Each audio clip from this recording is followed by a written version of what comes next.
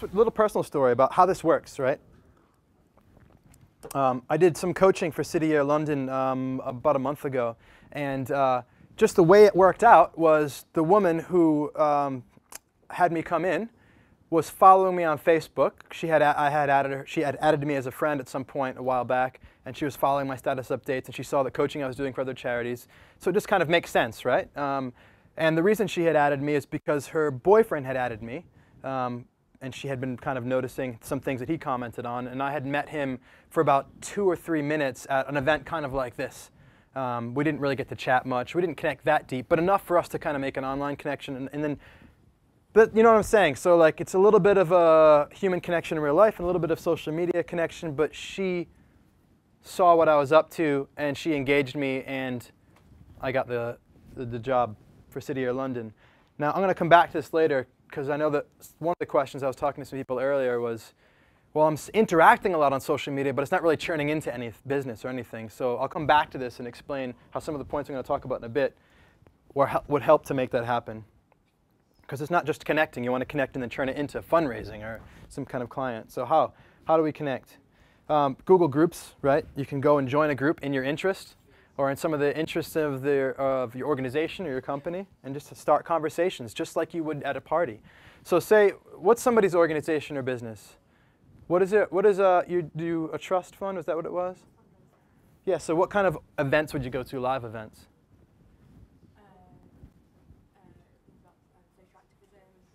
Yeah. So you could join social activism groups all over anywhere where people are able to donate to your organization, anywhere in the world, I guess. And you could just talk to people. And you could just talk to them about stuff and just connect with them just like at a party. Because when you go to the party, do you go in there and say, this is what I do, would you like to donate? Or do you kind of schmooze a little bit? You schmooze. Yeah, compliment. Yeah, nice shoes. Hey, I don't think. So that's one thing. You can go and WeFollow is a cool site. You can figure out who's kind of leaders in Twitter and stuff like that. You could find the people who are active and talking about the stuff that you're interested in and start conversations with them. Find out who the most important person in the room is and go talk to them, right? Just like social life. You could start your own blog and start sharing your ideas and attract attention yourself. The same with videos. Use the tools, right? And again, I said tonight I don't want to talk a lot about the tools. What I want to do is give you a mindset. But obviously you can Google it and you can find lots of stuff. So searching social media tools, you'll find tons of websites that will give you long lists of the kinds of stuff that's out there. Making human connections, as we said. Now, we're talking about really connecting, really connecting. The worst punishment in the kind of modern Western world, besides like the death penalty, which is still for some reason going on in America, but is solitary confinement, right? It's like prison for prisoners. It's like, and what is that? Why is that so bad? It's because you're alone. You're not with anybody. That's like painful, right? So, and why is that? That's because deep down we all want to be connected. We strive, we thirst for human connection. And you have to think about that. Just because everybody's not connecting every moment doesn't mean that they don't still want it. And just because somebody's got a lot of friends doesn't mean that they don't also just enjoy the idea of having one more. The biggest reason why we don't just connect with everybody right away is because we just don't have necessarily the trust that we need to be able to open ourselves and connect with them. And this is an important thing. It's an important thing when you go out, and this is why you schmooze and you smile and you tell them nice things, because they can start to feel comfortable around you, right? Especially nowadays, because of what's going on. We're losing a lot of trust in organizations for lots of different reasons, right? So this is becoming more of an issue, especially when you're going into an environment where you're an organization trying to get trust, or a person representing an organization, because it's just this is a kind of it's just a vibe that like just be a little bit hesitant nowadays. You can't trust everyone. So we need a trust building strategy, right? No, you don't need a trust building strategy. That would be going down the wrong path. It needs to be real. And now this is a little bit of a tangent for me, but it's a little bit of an indulgence in my own passion of human connection. I just want to go down a little bit deeper. What does that mean, be real? Transparency is key. It's so key in social media. It's so key in business right now. It's key in fundraising. It's key in everything. And it's key because people don't have the kind of trust that maybe they used to have, or that they need at least to be able to connect with you on a real level. through social media especially, because there's a filter there and a lot of the human communication isn't happening. So transparency is key. And how does that work? The brain works like a prediction device. You're constantly trying to predict the future. What's coming next? Because when you know what's next, or you have a sense for it, you feel safer, right? So we try to get insight into people's intentions. If I know what your intention is, if I know the reason for what you're doing, then I have a pretty good idea about what you're going to do next. So we're constantly trying to pay attention to people. Oh, something sketchy about that person, or I'm not so sure what their intention is. And we're always trying to figure that out. You ever been walking down the street and like somebody's texting on their phone, they're not looking, and you're like walking towards them and you're like, uh-oh, this person's not looking, I don't know what they're going to do, and you just kind of stop and wait and see what they do? Because you can't see their eyes. This is a really cool thing. Try this out. Whenever you're like about to bump into somebody, look them in the eyes, because when you look at their eyes, you know where they're looking, and where they're looking is where they intend to go, and you won't crash into them. But because you can't see their eyes, you don't. But you're looking for their intention. You want to know where they're headed. And it's the same way in a social engagement in real life. It's the same way on the internet when you're using social media. And the way to create that awareness in the other person is to be transparent.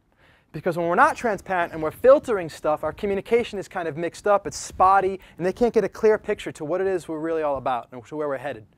So when you're transparent, you start to open up more, share more about yourself and who you are. Unconsciously, they're putting the puzzle together, and they start to feel more comfortable and they trust you. And that just comes down to being real. And this is an internal experience more than is a strategy. You know, I've had people at workshops before, maybe you're wondering, well, what kind of things should I say? What kind of things do I need to say? The truth is, it really comes down to your internal experience of, in this moment, this is something I'm excited about sharing. Ooh, but I shouldn't say that on the internet. Or I want to share this, but oh no, maybe that's not the image I want to get. If that kind of filtering is going on, that's the stuff that needs to be washed away. And you need to interact and treat these people like they are your friends, and they'll start to feel as if they are. The next piece, socializing with purpose. What is your purpose and passion? Now, I've capitalized the word your. This is an important point. I'm not asking what your organization's purpose and passion is, because that's not who's social media-ing right now, right? The person that's building the relationships is you. So I want to know what your purpose and passion is. I want you to know. Because when you communicate online, you're not going to be stating it all the time, but when you know, and you say, I interact in this social world online with purpose. It's like walking into a party and being like, my intention here is to do something that's going to bring money into my organization, or that's going to create clients. And I let go of that outcome in my moment-by-moment interactions. When I'm talking to people, I'm not just saying all that stuff. I'm talking to them as a person, but my intention keeps me on path, right? So know your purpose. Ask yourself this question. Understand why you do what you do. And then when you sit down or you're on your phone or whatever and you're thinking about it, just keep that in your mind, and all your communication will form more around that. Just to give you an example from my life, again, how this works is when I first came to London, that's me, by the way, looking a little bit different. I had my Facebook profile talking about all the things that I was working on. I was working on fundraising for a project in India, and I was working on another project in Cambodia that I'll mention later. And I was also looking to make friends. I came here, I didn't know anybody, so I was using Facebook, joining groups. I found a meditation group, which was started by this girl, Sarah. And I never ended up going to an event, but I happened to look at her profile. She happened to look at mine. And we said, oh, wow, we do similar things. And we ended up getting together to get coffee. And I told her a story about this guy in India who's doing all this great human rights stuff. That's Ravi. And she said, I have to tell this person about this. And ended up getting flown to India with the production crew. And we made a documentary. All because I took my purpose and I put it into my Facebook profile with passion. And she saw that and connected with it. I mean, if she had read my profile and that stuff wasn't there, I never would have met her. But it's because that I put that stuff out there. And that's what I mean about being open, being real, being transparent, sharing that stuff. Not being shy about what it is that you stand for and what it is you're all about. Because there's people out there right now who have read your profile who don't know.